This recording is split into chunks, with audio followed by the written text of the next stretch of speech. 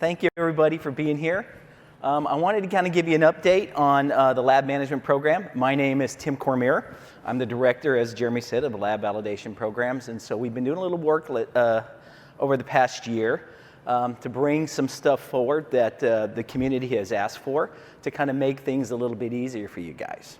So first thing we're going to talk a little bit about is we're updating our lab onboarding system. We're making it more modular so we can bring more labs on.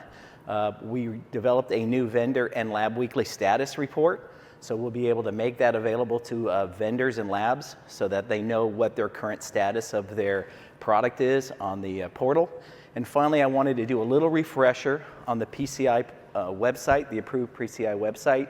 Been having a little problem with what's an approved device, and so I just wanted to go over it real quick and give everybody just a little refresher. So first, we're updating the lab onboarding system. We've heard it called MPOC-only labs, COTS labs, modular labs, but really it's just a change to the lab program in general. We've been getting a lot of requests from the industry that they wanted some new labs to be brought on to make way for the expected increase from the MPOC-only group. And so we decided, what do we need to make that happen? Currently, all labs must become a PTS lab first before they become an MPOC lab. New MPOC labs, if we bring them on, will still have to meet the lab general requirements and follow the current onboarding process. But labs may choose to do MPOC only, or can in the future choose to complete a Delta assessment to be able to assess other standards. We've also changed the fee structure a little bit to make it a little bit more flexible. However, please note that the fee structure does not reflect any changes in the pricing that is today. So what's involved in becoming a lab? Well, the first thing you do is you let me know that you want to become a lab and to what program you want to assess to. So just send us an email and say you want to become a lab. The labs must complete some onboarding paperwork, so we make sure we sign some NDAs, we sign some statements of impartiality, et cetera. There's a fee that you have to pay, of course. And once that's all complete, we then send you the lab general requirements and all the standards paperwork that you need to become to complete an evaluation. Please note that PCI is here to help you through that, so we just don't give you the paperwork and you disappear. We kind of walk you through the process. We're going to handhold you through the process. We're going to make sure you have all the information you need to be able to complete this program. What we'll then do is the lab will complete a test artifact for the evaluation. So if you're doing a PTS lab, you're going to have to work with a vendor, and they will provide you a device that they need to have assessed, and we'll work with you through that. If you're going into the MPOC program, we are in the process of creating a number of test artifacts, which will be physical, application-based, and paperwork exercise, so that you don't have to work with the sponsor or directly, so that we can get you onboarded that way. Once the lab has provided the test report to the PCI staff, the reviewers will go through that to see if it meets the standard. This is a normal process that we do day to day. There's some back and forth that goes through, so if we send you queries back, do not panic. This is part of the process, and it's part of us helping you to become a lab. So now that I've completed my report, what happens? Well, the first thing we want to do is we're going to go do a physical audit. We're going to go out to your facility, and we're going to make sure the facility meets the standard. We're going to look at your policies and procedures, right? We want to make sure that you have the proper programs in place, that you have the proper people in place. You have a lab manager, you have a security manager, you have an IT manager. We want to take a look at your policies. How do people sign in? How do people escorted? How do you terminate employees? How do you onboard employees? How do you do equipment maintenance, et cetera? So we're going to go through and we're going to look at all those policies and programs. Then we're going to look at your physical security. We're going to walk around the building. We're going to look at windows and doors and locks and cameras. But we're also going to look at how people flow through your facility, right? Are people escorted? Are there badges? How do people keep an eye on stuff like that? We're going to look at the HSA, the high security area. High security area is where the work's actually being done. So there are some requirements around the high security area. So we're going to want to make sure that that high security area is secure and that you are protecting your customers' information. We're going to look at the logical security, right? How is the data secured? How is your network monitored? And then finally, we're going to look at your resource handling. How is vendor equipment received? How is it tracked? How is it secured? How is it destroyed when the evaluation is done, or how is it returned? And all that needs to be taken care of. So we want to keep an eye on that going through the system. Okay, and once that's done, you're a approved PCI lab. Now this process today takes about 12 to 18 months. We're hoping to streamline that a little bit. So just know that it can take that long, but we are working to bring that time frame down. The next thing we want to talk about, this was something that we received a lot of requests for, especially from last year's community meeting, was that the vendors wanted to have a status of their lab reports on exactly where they are within the system. So what happens is that each week the PCI review team sits down together and we review every single report that we have on the portal. We look at every query, we see what the holdup is, we see what the status of the product is, and then we make a we put a status on that. Each week we update that status and we post it. So for example, if one status may be the device is in reviewer's queue, which means it's just arrived on the portal and the reviewer hasn't picked it up yet. Then it moves to under review. If there's any open queries or some issues with the report, we may have open queries on that. We may be waiting for a new report. Security policy may need to be updated, etc. Once everything is cleaned, we'll sit down again for the following week and we'll look at that report and we'll determine whether or not we're ready to approve it. So once we've approved it, the countdown timer immediately gets set to 0, and the letter of acceptance is sent out and the device is listed on the website within 48 hours. Vendors, the new thing that we're going to do is now vendors will get a notification and a change of their status when the PCI review team finishes their weekly review. So you will know what the status is of your reports every week. Please note that this is a point in time status. We're not going to be updating it during the week, so we just sit down at that one time a week so you get that information. And you'll be able to both get an email from us, or you can go to access the portal and you can see your reports, and I'll show you an example of that in a minute. However, the vendor should still continue to work with their labs if they have questions about the updates, because the labs in PCI do some work that's outside of the status, and so you may want to get some more information if you go directly with the lab. So this is what we're hoping to provide you.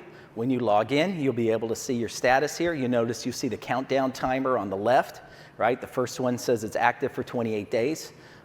So we have 28 days to review reports before they're automatically approved. So that's our service level agreement. We're pretty good about doing that. So you see the first one there has been on the portal for 1 day. It's got 27 days left. And it's in reviewer's queue, so nobody's actually picked it up yet. The next one down is halted. We see that there's open queries on that one. So the countdown timer stops at that point until all the queries are addressed, and then the countdown timer will start again. If the countdown timer is less than 7 days, it will then reset to 7 days, and we'll start counting down from there. If it has more than 7 days, then it will continue with the current time remaining on the portal. And then if you look at the last one there, you see that it's active. It has 9 days left. There's no open queries. It's looking pretty good. This one would probably get approved on the next reviewer call. We would sit down, does anybody have any open queries with this? Anybody have any issues? And we would approve it at that time. So we don't have to wait for the countdown timer to go to 0. Okay. Lastly, we've been getting a lot of questions on what is considered an approved PTS device. And so we wanted to go ahead and kind of give you a little refresher course on what an approved PCI device is. It's more than just the model name. So you'll notice here on this example taken from the portal, you see that we have a POS 100, and that's the model name of the product. The model name must match what the device is. So for example, if you have a POS 101 and the vendor tells you, well, it's exactly like a POS 100, the POS 101 is not listed on our website. We cannot validate that is exactly like the 100. So in that case, the POS 101 would not be accepted. However, we can do co-listing of devices. So you could have a POS 100, POS 101. And that would tell you that both devices were evaluated. However, there were some very minor changes between the two that we felt did not require its own listing. For example, the POS 100 may have a color monitor and the POS 101 may have a black and white monitor, so we don't feel we need to do a full evaluation on the two. You'll notice that there's a hardware number. This one has 2 hardware numbers on there. Those hardware numbers also make up part of the evaluation. So not only does the model name need to match, but the hardware numbers associated with that device must match also. And the firmware must also match. So you notice in this example, we have 2 firmwares. However, firmware 1.x.x.x has expired. So what we do now is all firmwares are held for have an expiry date of 3 years. And at the end of 3 years, the vendor has the option of letting it expire or can submit it for a reevaluation, where we then take that firmware, we reevaluate it to make sure there's no exploitable vulnerabilities, and then we will relist it again and give it an additional 3 years expiry date. Okay, so part of the approval is you must have the model name, the hardware, and the firmware must all be listed on the portal for it to be a POS approved device. So where do I find that? Well, the first thing you do is you can look over where it says pictures and labels. If you click that button right there, it'll bring up a picture of the device, the front, the back, the side. Shows you what the device is. It'll also have a picture of the label. So you want to make sure that that label matches what you have. Sometimes those labels get worn off. So part of the program is that the information, the hardware and the firmware number must be retrievable from within the device. You'll notice that there's a security policy down below there. Last year when we were talking about the merchant anti-skimming guidance, we said you should revert to your security policy. That security policy is right there. It's provided by the vendor and provides some very good information, such as how to change your password in your terminal, how to go out and extract the firmware number, and how to extract the hardware number. What happens when your terminal goes into a tamper state? How do you receive the equipment? How do you get rid of the equipment once it's reached its end of life and you've received new product?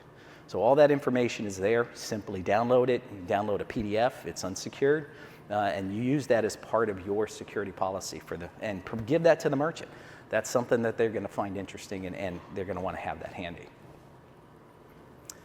Also, we have review status of the MPOC listing.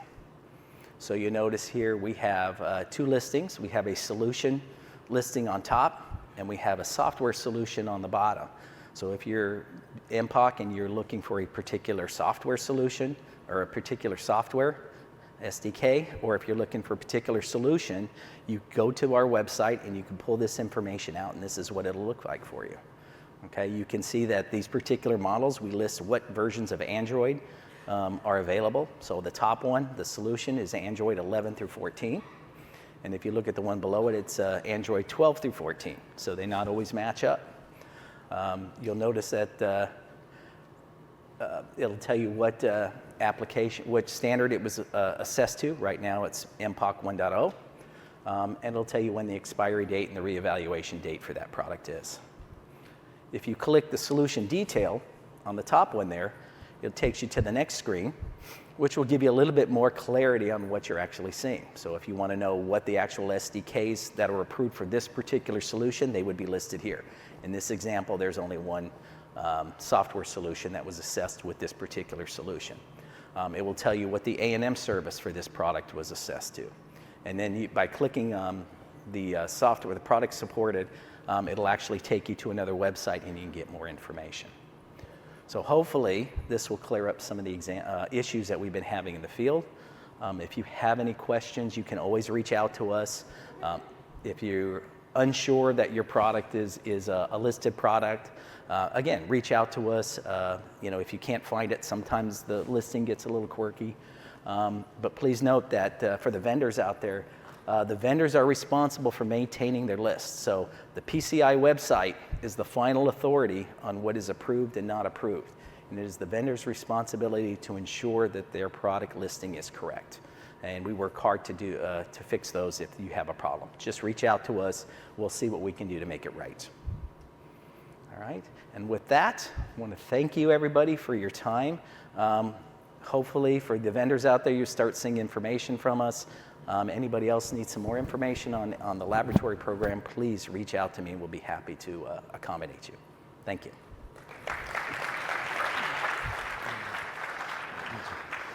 Don't go anywhere, young sir. Oh. I have some questions. Okay.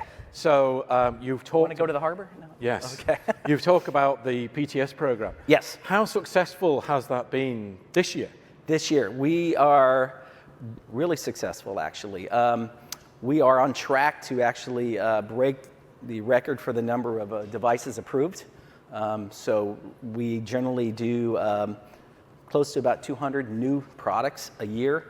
We're on track to break that this year. So last year was our best year we ever had for PTS POI program listings, and it looks like this year we're on track to do that. The MPOC program is also taking off. It doesn't seem to be impacting the PTS program, and the MPOC program is really starting to get some legs and really started to take off. So please check the MPOC listing also, as well as the PTS listing, because there's a lot of good work going on there. Okay, thank you. I've one other question. Okay. Before I get away that early. The older versions of devices, Yep. can I see those? Are they Yes. listed anywhere still? Yes. So if you go on to the PTS or the PCI website and go under Approved Device Listing, there'll be a pull down and there is an expired tab. So you can look for Expired Device tab. So you know, if you go on and you want to make sure you have an approved device, but you don't see it on the website, you can go to that Expired tab and maybe the device will be there. Again, if you have any questions, we'll help you find that device. And I'm going to ask a bonus question. Okay. When a PTS device reaches its expiry date, Yes. does that mean you can no longer use it? No. What should happen then? No. All that happens is that we show that the listing is expired and we move it to an expired device list. Really, you should contact your brand representatives to make sure that they don't have an issue with the program, with the product, and whether or not they want it removed from the field. So please contact your brand representatives if you have an expired device and find out what the process is for them. Okay. Tim, thank you very much. Thank you, sir. You may go. Thank you.